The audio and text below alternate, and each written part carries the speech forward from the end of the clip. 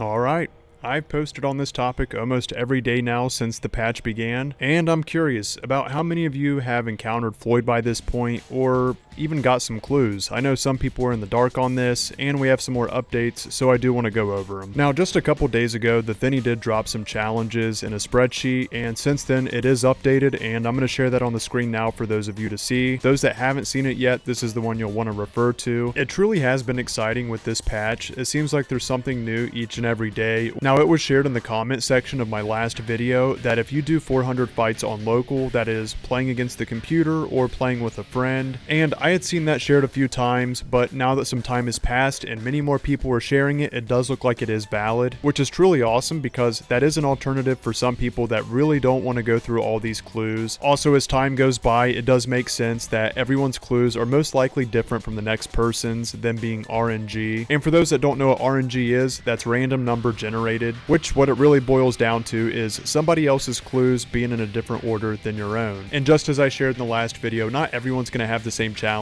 I should also share that if you do decide to go the local route, you can adjust your settings to very easy. That way it's just faster and easier to get to them. It's crazy, but player 2 also has the triggers for Floyd as well. And I did share this tip before, but for those chiming in for the first time or that haven't been keeping up on this channel specifically, you don't have to do all 37 encounter clues. That's in general. Nobody needs to do all 37 clues. Now, I do want to share also, finding Floyd isn't some easy feat. It is really hard for people to run into him right now. It's posted everywhere, people are sharing it in the Discord, on Reddit, and I share this because people are genuinely frustrated right now. This really is meant to be a challenge, and I can see how it feels more frustrating because I feel like for Mortal Kombat 1, most things in this game, progression-wise, are fairly simple. Genuinely, at this point, if some of these challenges seem too difficult for some of us, at least there is an alternative now to do these offline. So something as special as this to come along the way, I am very grateful for. Don't get too frustrated. I'm very thankful for this, and I feel like Floyd is a gift to us Mortal Kombat 1 fans that really play this game because even if you don't want to follow the clues right now, you're guaranteed to have encounters with them. Personally, I'm not letting myself get worked up over it because I know it's going to happen. It really just is a matter of time. I did share in my previous video of a fight from someone else that got to run into him and do the full experience. Floyd isn't going to be an easy fight. You do want to play some defense on him, and he's a really fast fight. Also, as a reminder, if you're doing tower fights, you can find him in the Towers of Time, you can find him in the classic ladders. Really, anything tower related gives you a chance with Floyd. I'm not confirming this, I'm just sharing that I have ran invasions all the way up to the last Mesa this season, and I've yet to see him in invasions. So I would say the safest bet so far is to go with the towers or playing against a CPU on very easy or player 2. I really do want to get this knocked down, and I know I'm going to. I know you guys are too. For those of you that haven't seen it, I shared a video a couple days ago where Ed Boon is talking about the future of DLC and saying there's more to come. I don't know how I missed this little nugget, but the more stuff I see like this, the more excited I get. This reply is from a senior animator at NRS. I know it could mean nothing, but for someone like me that wants to see more MK1, I'm excited to see stuff like this. Someone posted online, "Ooh, this teaser looks awesome. Seems like Ed is hinting that T1000 isn't the last DLC after all." With all these updates and the development team throwing hints out there and actually confirming more DLC, even though that could be T1000, but possibly more, I got 2 plates of Mortal Kombat Copium, I'm putting a little gravy on it, and I'm setting up shop. I'm good, I'm happy with what we have in the game.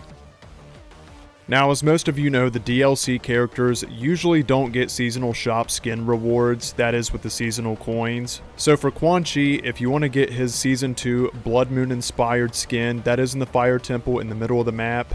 I definitely want to share this with you guys because for me it's exciting to see more DLC characters get love. Also, Season 2 has some of my favorite themed palettes along with Season 3. So this is in the middle of the Fire Temple, you'll run into a portal and then you'll unlock this Quan Chi skin. Next up is the Sundew Festival. I wouldn't say this one necessarily fits the theme, but it is still worth grabbing if you want to get this one, especially as a Takeda player. I think this looks very similar to one that I earned in the Seasonal Tower last season. I probably prefer that one more over this one, but this one's still not bad. You are going to need a key for it, that is an Ornate key. Most of these chests do. then you're going to hit a portal, and then that way you can get to the Ermac skin. He's one of the characters that doesn't have enough skins too, which I'm thankful we get the Order of Darkness skin this time. Even with that, I still feel like he's hungry for more skins, so thankfully when you hit this portal, you'll also get this Ermac palette for his original skin. And I'm not going to sugarcoat it, I do think this is one of his best palettes. And from the data mines, it looks like all these specific palettes are going to have another shade as well. I don't think they're unlockable in this Invasions, but we should see them in the near future, I would think. If you didn't see it in my last video, Sector and Cyrax both individually have their own chests in the middle of the Living Forest and the Tarkatan Colony. And right next to Cyrax is Noob Saibot. He also has a really good looking skin. I'm not just saying that, I genuinely do mean it. So again, if you want this Noob Saibot skin, you can find it in the Living Forest. I really am enjoying this season for the introduction of Floyd, especially the new skins that are free, that is Cyrax, Sector, Ermac. The new theme here we have for the DLC characters that we can also unlock for the regular skins. I'm a sucker for like the neutral and darker colored palettes, so I'm also going to show you the Johnny Cage palette too. I think this one looks really good. This one's not like the other skins where most of them are green. This time we got blue with a gray helmet, and again this one's on the first floor to Shang's laboratory. I gotta say this is one of the best spots to hit, up there with Ermac and Noob Saibot. This is a very good looking Takeda skin. Right after you grab your Sector palette, you're going to run into another portal, and that's going to give you your Takeda skin. I think this one looks really good, if not one of the best ones, especially for the new era. I would say Ermac, Noob, and Takeda all have 10 out of 10 skins for their new eras with these designs. Now this one I think is pretty unique. You're going to need to complete a clue in the ramparts for this. Right here's the location. I'm not sure how the rest of her helmets are going to look, since the outfit's like all gray and the helmet's yellow, but I have a feeling there's going to be some good combinations you can make with this skin. This one's going to be unlockable right after the World War II Johnny. So it's in Shang Tsung's lab, and that's Sector's skin here. I think this one looks really good. I would say the only complaint I have is that it's pretty similar to Cyrax's, so it may be easy to get them mixed up. I wouldn't be as critical on all of them if the colors weren't so close to each other at times when they do share the different colors with other characters, whether that be cyborgs or ninjas or even the female characters like having a blue Melina. Putting the nitpicks aside, honestly, I do hope that this has helped some of you. I really do like a lot of the skins that have came with this patch. I haven't seen anything as far as unlocking Floyd. I do see people ask that or suggest it a lot, but